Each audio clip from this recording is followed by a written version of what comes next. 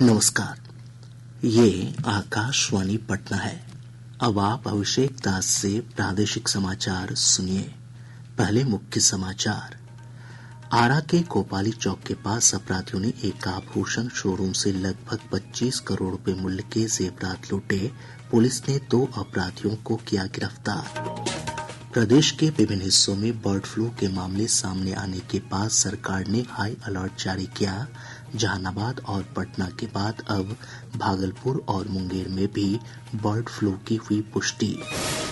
राज्य सरकार ने कहा, केंद्र सरकार की तर्ज पर वेतन आयोग को पूरी तरह लागू करना राज्य के लिए बाध्यकारी नहीं है। और पटना के पाटलिपुत्र खेल परिसर में आज से नेशनल यूथ एथलेटिक्स चैंपियनशिप की शुरुआत हुई। अब समाचार विस्तार से। आरा नगर थाना क्षेत्र अंतर्गत कोपाली चौक के पास अपराधियों ने एक आभूषण शोरूम से लगभग 25 करोड़ रुपए मूल्य के जेवरात लूट लिए।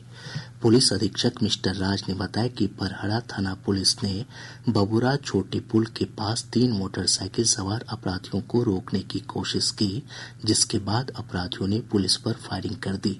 पुलिस की जवाबी फायरिंग में 2 अपराधियों को गोली लगी, जिसे गिरफ्तार कर लिया गया। इनके पास से कुछ जेवरात भी बरामद किए गए हैं। वहीं 4 अन्य अपराधी भागने में सफल रहे। पुलिस अधीक्षक ने कहा कि अपराधियों की गिरफ्तारी के लिए छापेमारी की जा रही है। गौरतलब है कि आज सुबह 6 की संख्या में आए अपराधियों ने हथियार के बल पर शोरूम का शटर बंद कर लूट की घटना को अंजाम दिया था। अपराधियों ने शोरूम के गार्ड से बंदूक भी लूट ली थी। प्रदेश के विभिन्न हिस्सों में बर्ड फ्लू के मामले सामने आने के बाद सरकार ने हाई अलर्ट जारी किया है।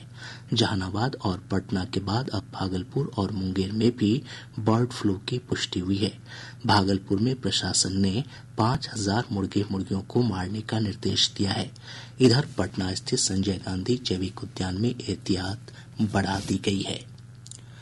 राज्य सरकार ने कहा कि केंद्र सरकार की तर्ज पर वेतन आयोग को पूरी तरह लागू करना राज्य के लिए बाध्यकारी नहीं है।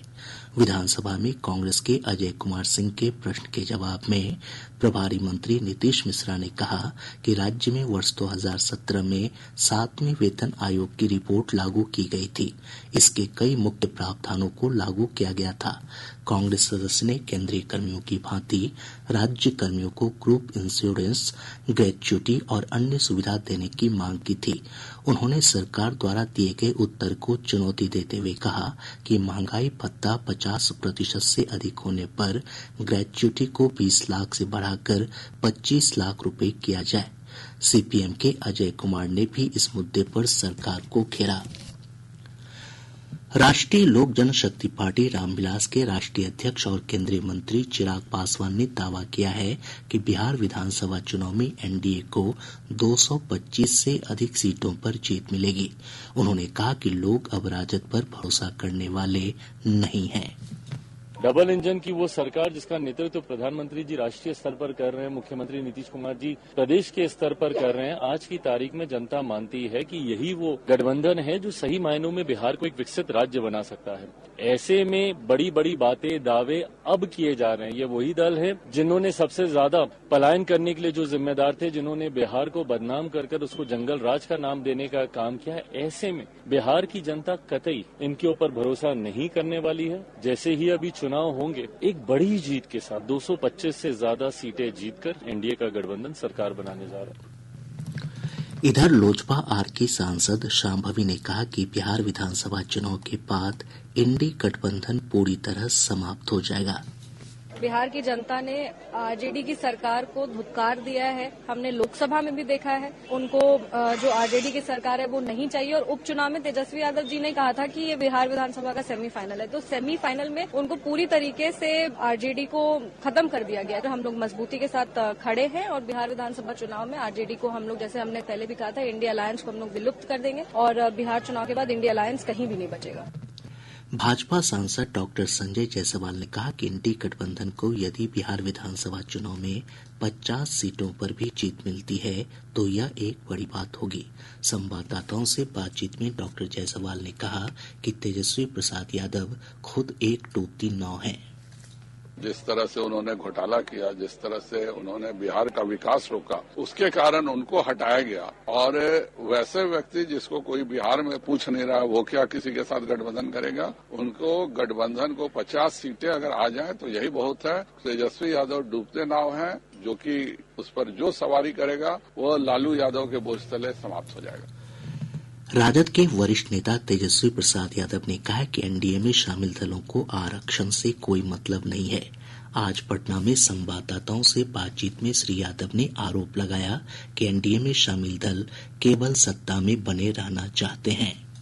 सबसे पहली बार कर्पूरी ठाकुर जी ने आरक्षण बढ़ाया, उसके बाद लालू जी ने आरक्षण बढ़ाया, फिर राबड़ी देवी जी ने अति पिछड़ों का आरक्षण बढ़ाया, उसके बाद अब तक जो है आरक्षण नहीं बढ़ा था। 17 महीने जब हम लोगों की सरकार थी उसके बाद जो है आरक्षण बढ़ा और अति पिछड़ों का 24 से 25% जो है उसमें से किया गया और टोटल 65% आरक्षण हम लोगों ने बढ़ाने का काम किया। इन लोगों को पिछड़ों, दलितों, अति पिछड़ों, गरीब जनता से कोई मतलब नहीं। इन लोग तो केवल सत्ता का सुख चाहते हैं।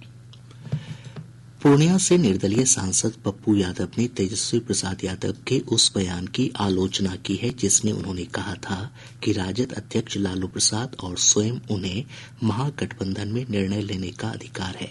श्री यादव ने कहा कि महागठबंधन में कोई भी निर्णय सामूहिक होता है।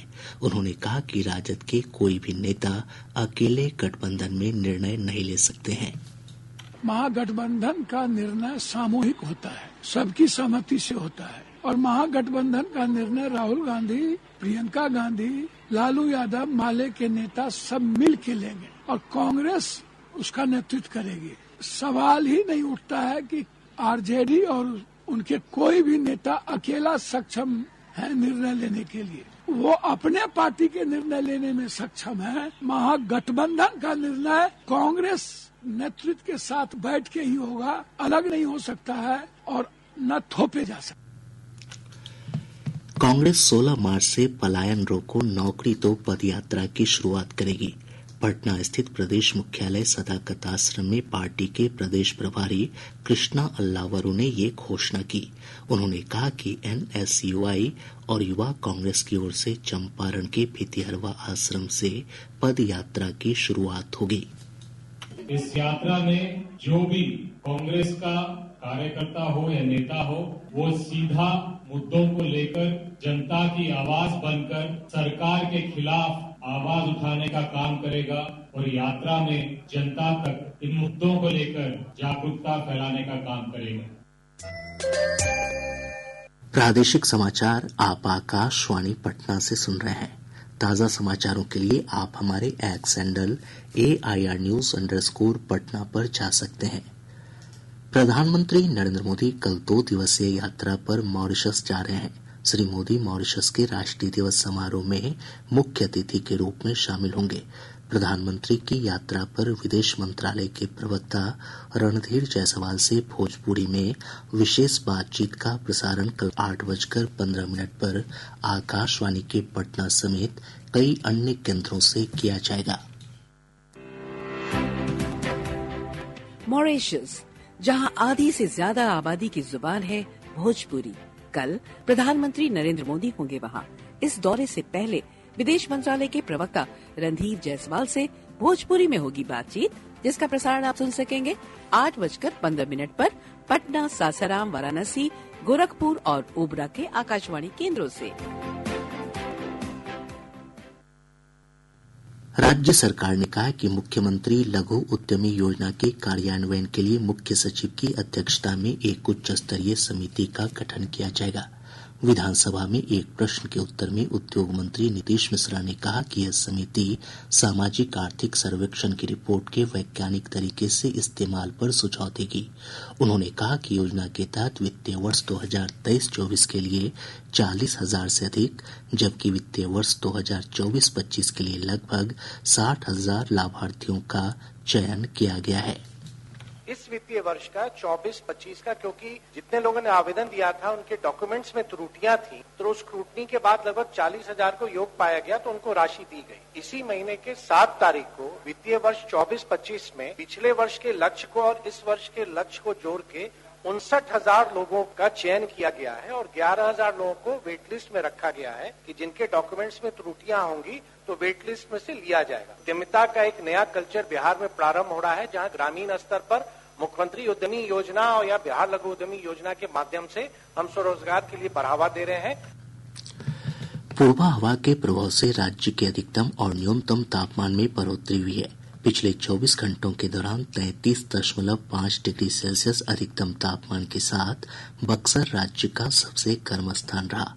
मौसम विज्ञान केंद्र पटना के वैज्ञानिक ने बताया कि अगले 3 दिनों के दौरान अधिकतम तापमान में 3 से 4 डिग्री सेल्सियस तक की और बढ़ोतरी हो सकती है। अगले 48 घंटों के दौरान प्रदेश का मौसम शुष्क बने रहने की संभावना है। आने वाले दिनों के दौरान अधिकतम के साथ साथ न्यूनतम तापमान में क्रमिक वृद्धि देखी जा सकती है। पटना के पाटलिपुत्र खेल परिसर में आज से नेशनल यूथ एथलेटिक्स चैंपियनशिप की शुरुआत हुई। इस प्रतियोगिता में 26 राज्यों और केंद्र शासित प्रदेशों के 500 से अधिक महिला और पुरुष खिलाड़ी भाग ले रहे हैं। प्रतियोगिता 12 मार्च तक चलेगी। IRCTC 27 मार्च को बेतिया से भारत गौरव ट्रेन का परिचालन करेगी। IRCTC के संयुक्त महाप्रबंधक राजेश कुमार ने समस्तीपुर में बताया कि इस ट्रेन के माध्यम से श्रद्धालु दक्षिण भारत के विभिन्न तीर्थ स्थलों का दर्शन कर सकेंगे। बेतिया से ट्रेन चला रहे हैं। इस बार थीम है ज्योतिर्लिंग दर्शन के साथ साथ दक्षिण भारत की यात्रा। जिन जिन जगहों पे हम यात्रा करने जाएंगे वो है तिरुपति, रामेश्वरम, मदुरई, कन्याकुमारी और उसके बाद आपको मल्लिकार्जुन ज्योतिर्लिंग। इसमें जो दर रखा गया है वो 2 भागों में है। एक स्लीपर क्लास में जो लोग यात्रा करेंगे उनके लिए 22,520 रुपया प्रति व्यक्ति है और जो लोग 3AC में जो यात्रा करेंगे उनके लिए 38,310 रुपया है। झंझारपुर लोकसभा क्षेत्र के राजनगर और वैशाली लोकसभा क्षेत्र के पखड़ा में जल्द ही पोस्ट ऑफिस पासपोर्ट सेवा केंद्र की शुरुआत होगी।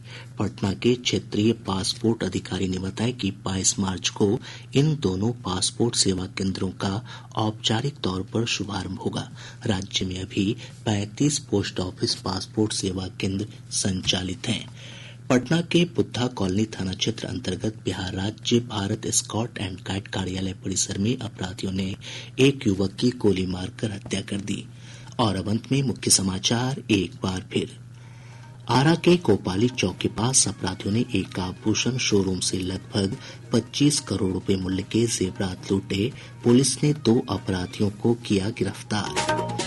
प्रदेश के विभिन्न हिस्सों में बर्ड फ्लू के मामले सामने आने के बाद राज्य सरकार ने हाई अलर्ट जारी किया। जहानाबाद और पटना के बाद अब भागलपुर और मुंगेर में भी बर्ड फ्लू की हुई पुष्टि। राज्य सरकार ने कहा, केंद्र सरकार की तर्ज पर वेतन आयोग को पूरी तरह लागू करना राज्य के लिए बाध्यकारी नहीं है। और पटना के पाटलिपुत्र खेल परिसर में आज से नेशनल यूथ एथलेटिक्स चैंपियनशिप की शुरुआत हुई। इसके साथ ही आकाशवाणी पटना से प्रसारित प्रादेशिक समाचार का ये अंक समाप्त हुआ। आकाशवाणी पटना से अगला समाचार बुलेटिन प्रातः 8:48 से प्रसारित किया जाएगा।